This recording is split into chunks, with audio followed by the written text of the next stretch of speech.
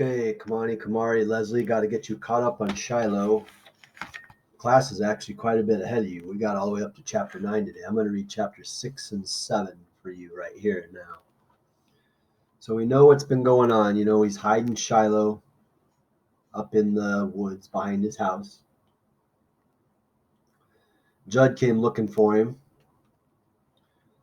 and he's right at their house asking where Shiloh is. And meanwhile, Shiloh's just up the hill a little ways right behind the house, keeping quiet. And Marty says, I haven't seen him. He's lying. He's lying like crazy. He's telling lies to Judd. He's telling lies to his mom and dad, even lies to his little sister. And now he's going to lie even more to more people as we meet more characters today. So here we go. Chapter 6. Night in West Virginia is as dark as black can be. No car lights sweeping around my walls or ceiling like when I stay overnight with David Howard down in Friendly. No street lamps shining in the windows. No lights from next door houses. Where I live, there ain't no street lamps at all. No house close enough to see from our windows. My eyes are open anyway. I stare up into the darkness of the living room and the darkness stares back. I'm remembering how once, several years ago, when Ma bought milk chocolate rabbits one Easter for me and Dara Lynn, I had finished eating mine. But Dara Lynn took only a nibble of hers every day or so, keeping it up on her dresser in its pink and yellow tinfoil, driving me nuts. And one day I just crept in there and ate off one of that rabbit's ears. Dara Lynn, of course, threw a fit, and when Ma asked me if I had done it, I said no. I could feel my cheeks and neck burning red. You sure, Marty? She asked. I'd only nodded and left the room. It was one of the worst days of my life. About an hour later, she came out on the porch while I was pushing myself slow in the swing and sat down beside me. You know, Marty, she said, Dara Lynn don't know who ate the ear off her candy rabbit, and I don't know who did it, but Jesus knows. And right this minute, Jesus is looking down with the saddest eyes on the person who ate that chocolate. The Bible says that the worst thing that can ever possibly happen to us is to be separated forever from God's love. I hope you'll keep that in mind. I just swallowed and didn't say anything. But before I went to bed, when Ma asked me again about the rabbit, I gulped and said yes. And she made me get down on my knees and ask God's forgiveness, which wasn't so bad. I honestly felt better afterward. But then she said that Jesus wanted me to go to the next room and tell Dara Lynn what I had done. And Dara Lynn had a fit all over again. Threw a box of Crayolas at me and could have broke my nose. Called me a rotten, greedy pig. If that made Jesus sad, Ma never said.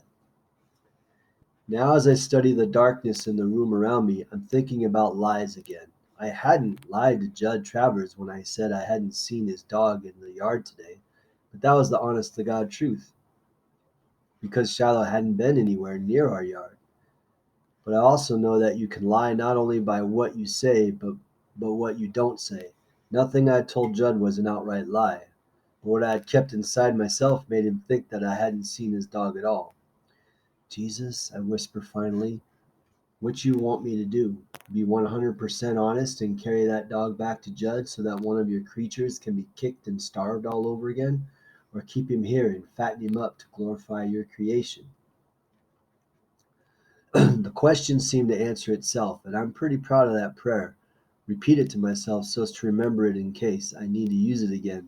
If Jesus is anything like the story cards from Sunday school make him out to be, he ain't the kind to want a thin little beagle to be hurt. The problem's more mixed up than that, though. I'm lying to my folks as well. I'm not eating the leftover meatloaf I put away. Every bit of food saved is money saved that could go to buy Dara Lynn a new pair of sneakers so Ma won't have to cut open the tops of her old ones to give her toes more room. Every little bit of food wasted is money wasted. If we ever have the least little bit of money to spare that doesn't have to go for the care of Grandma Preston, first thing we all want is a telephone so we don't have to ride down to Doc Murphy's to use his. But the way I figure, if it's food from my own plate I would have eaten myself, but don't. What's the harm in that? Next morning when I get up to see Shiloh, I put the rope on his collar and lead him to the other side of the hill again, out of sight of all but God. Then I let him go, and we race and tumble and laugh and roll, stopping now and then just to lie in the clover, me on my back, Shiloh on his stomach, both of us panting and nuzzling each other. Don't know if Shiloh's getting more human or I'm getting to be more dog.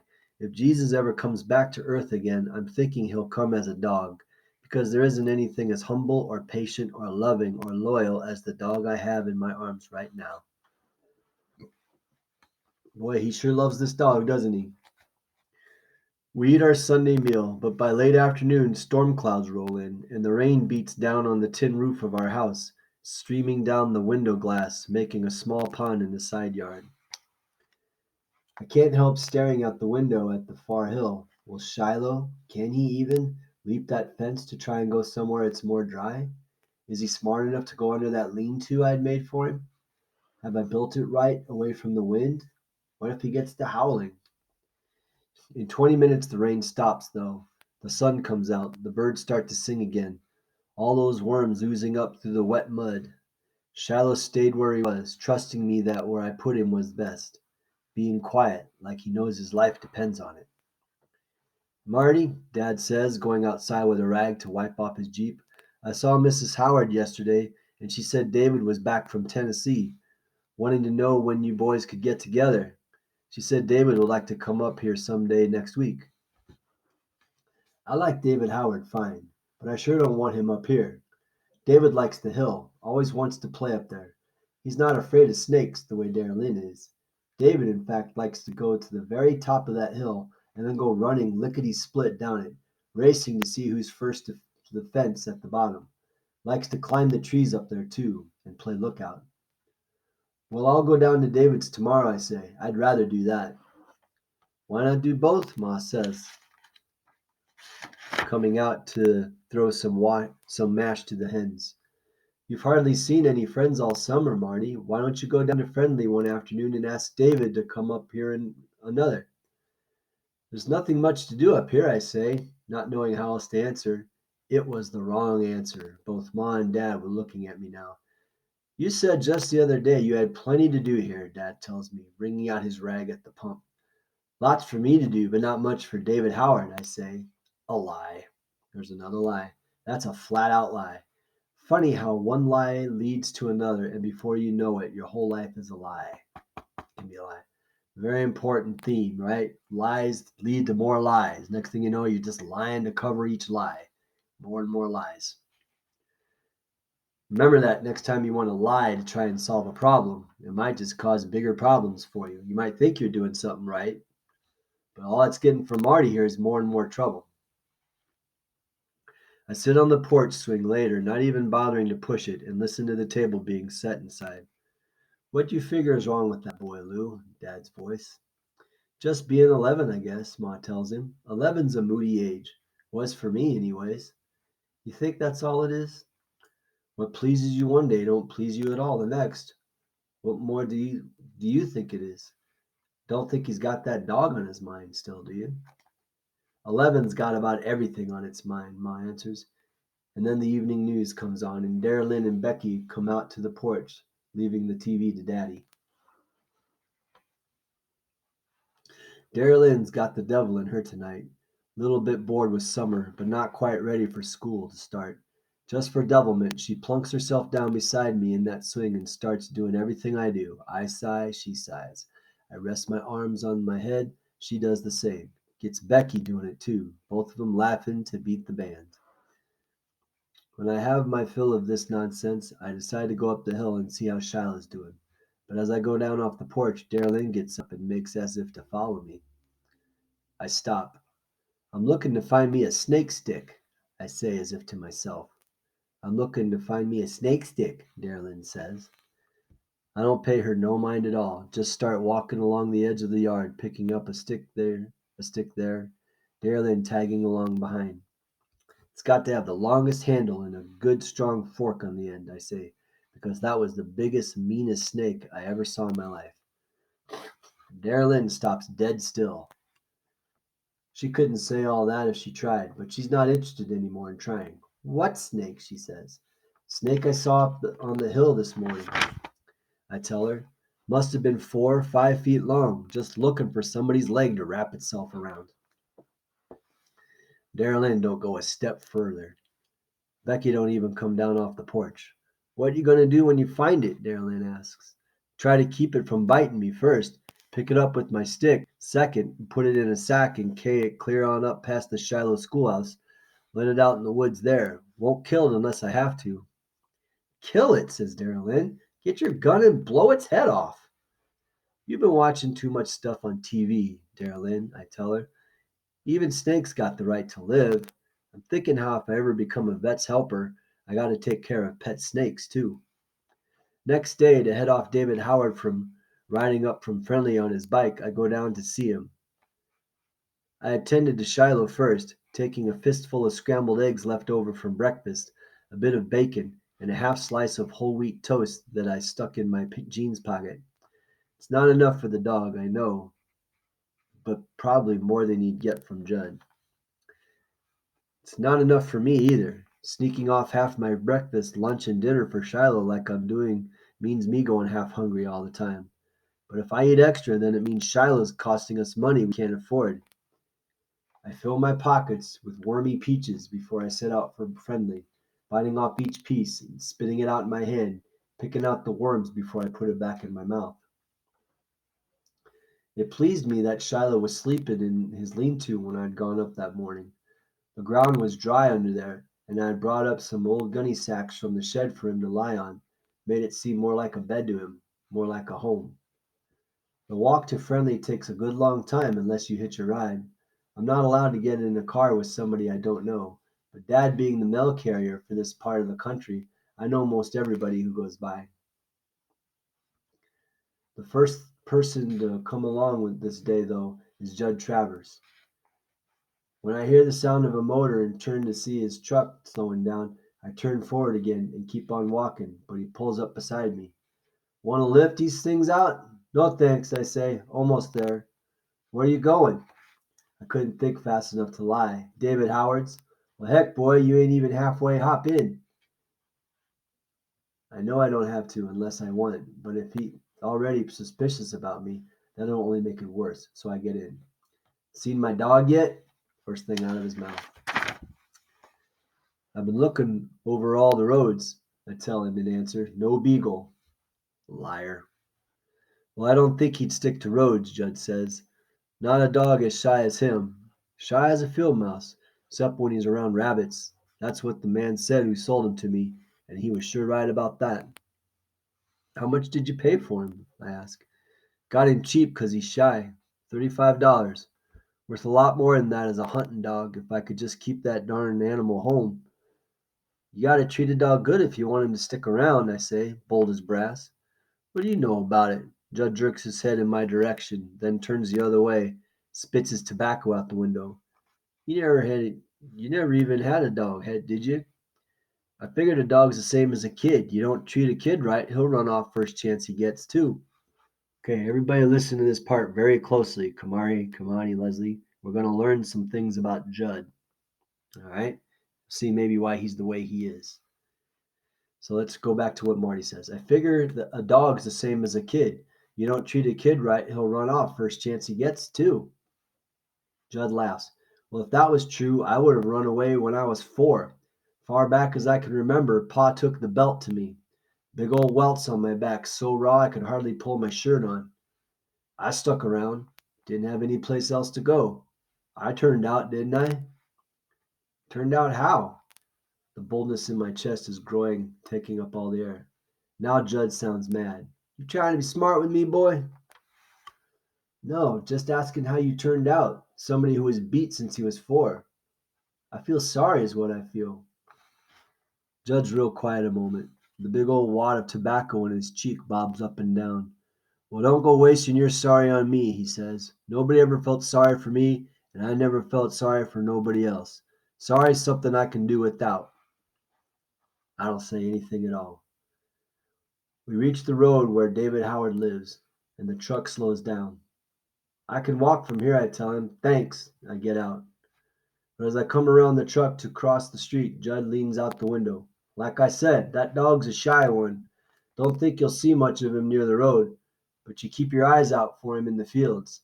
That's where he'll be, more than likely. You see him, all you gotta do is whistle. That's what I teach him. I whistle, and he comes to me, and he gets fed. but he does something I don't like. I kick him clear to China. You see him, just whistle and hang on to him, and I'll come pick him up. You hear? I hear, I tell him, and keep walking. So, Judd, sounds like he had it rough growing up, beaten by his dad. Not just like a spanking, he was beaten so that his body had welts all over it and everything. So, sounds like Judd hasn't had a very happy life. Might help us understand why he's the way he is.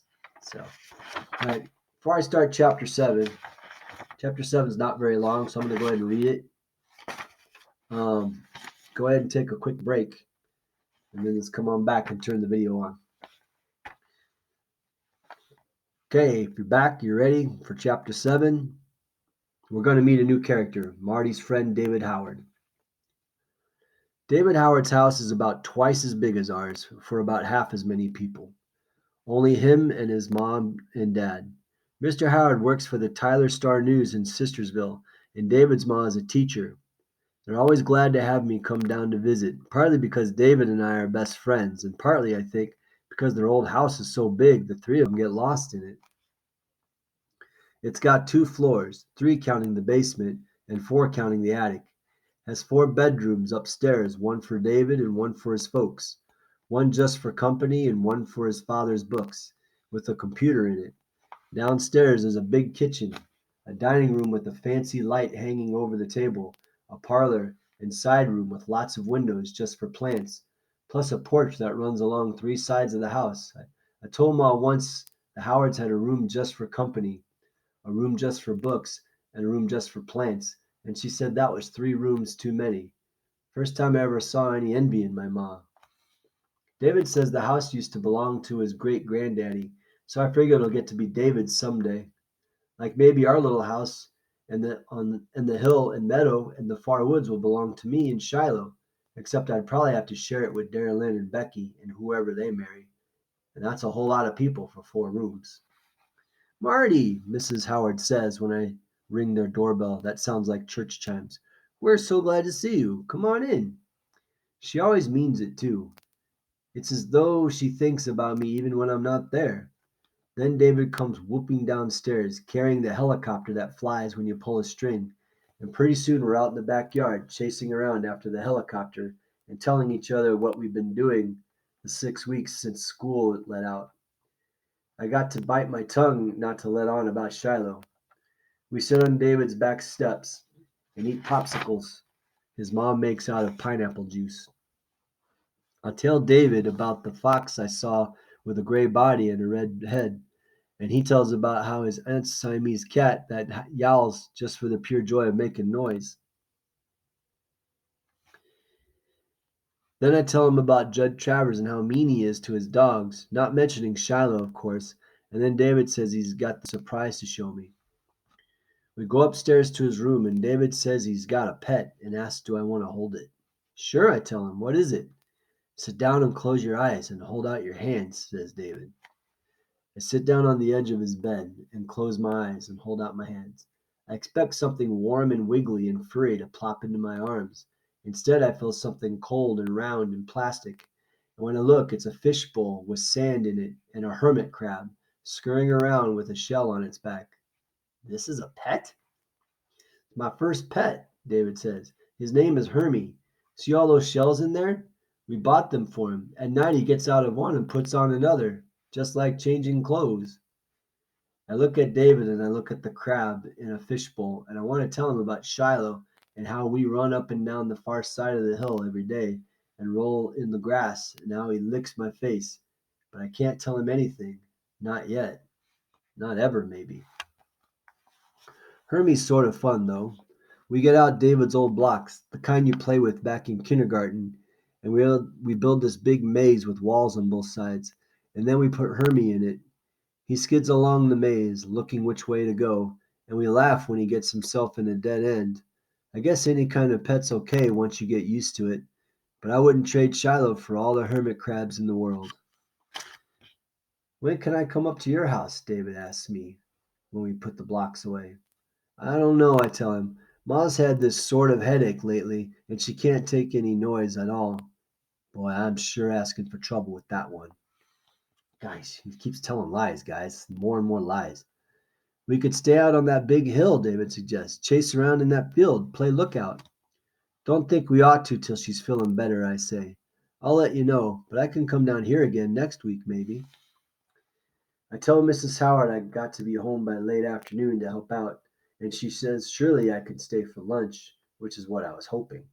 I sit down at the table with placemats, which are little doll-sized tablecloths, one under each plate. Mrs. Howard's made us each a chicken salad sandwich with lettuce and tomato, and toothpicks with olives on top to hold it all together. David's ma is like that. I think it's because she's a teacher, always looking for ways to make something better than it is. She does the same with boys. She don't just leave us to eat by ourselves. My mom packs us a lunch, and lets us eat out in the woods. Mrs. Howard always sits down to eat with us and talks about grown-up things.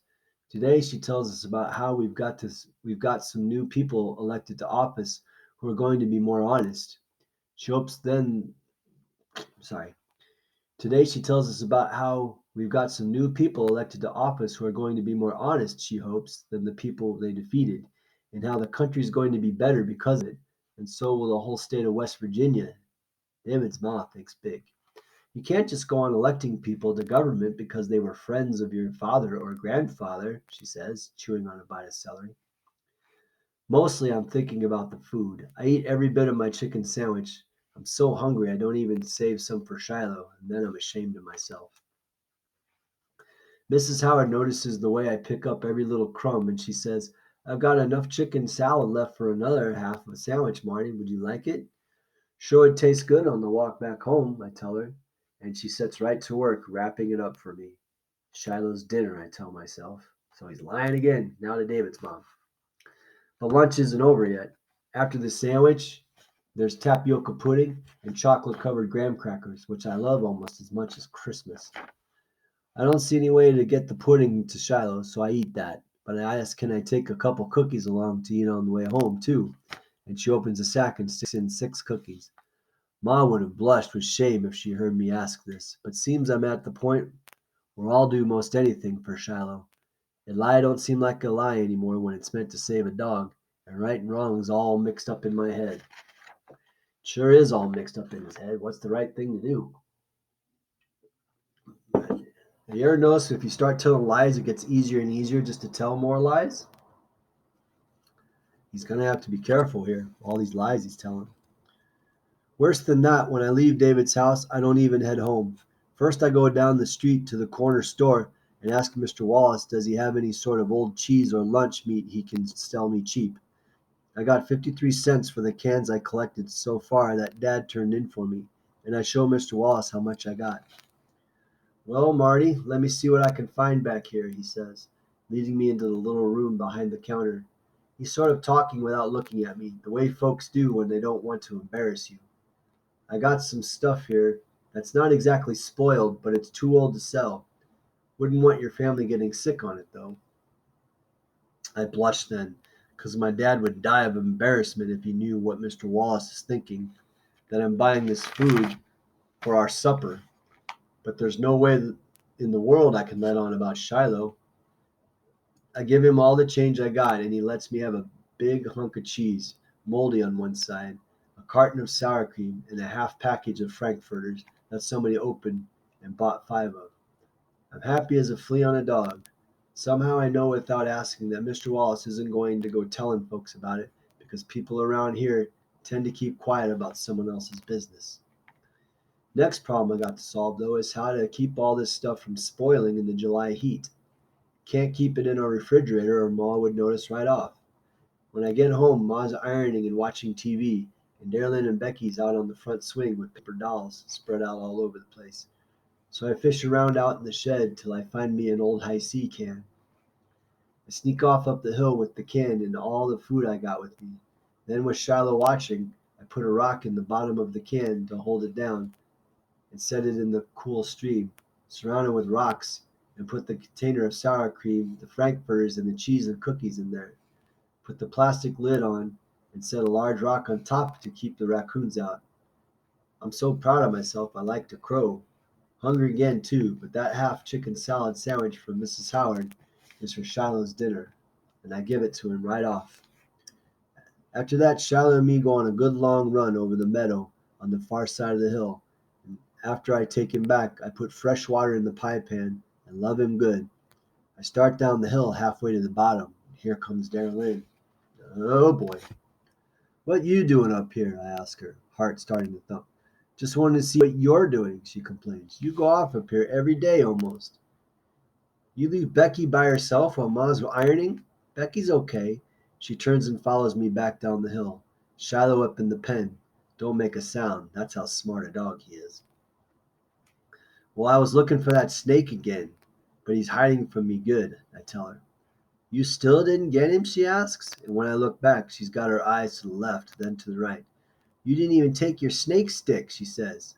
She's a smart one, too. Got me a stick back up on the hill, I tell her. How many snakes you figure are up there, Marty? Oh, about 29 that you can see. Baby snakes all over the place, though, hiding, growing into big ones all the time. Dara Lynn's walking faster now, hurrying to get on by me, watching every place she sets her foot. I don't feel good about the lies I tell Dara Lynn or David or his mom, but don't feel exactly bad neither.